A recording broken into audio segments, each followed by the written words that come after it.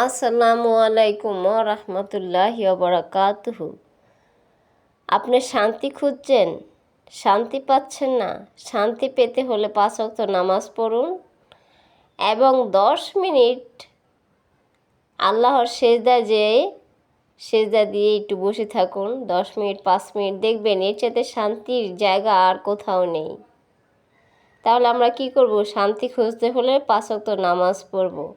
আর নামাজ পড়লে আমাদের শান্তি পাওয়া যাবে। আর আমরা যদি নামাজ না পড়ি তাহলে আমাদের কোনো শান্তি আসবে না।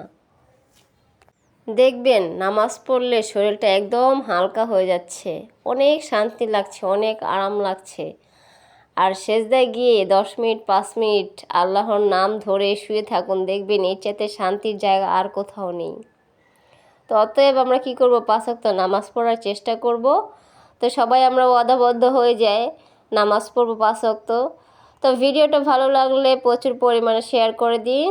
সবাই ভালো থাকুন, সুস্থ থাকুন। আল্লাহ হাফেজ।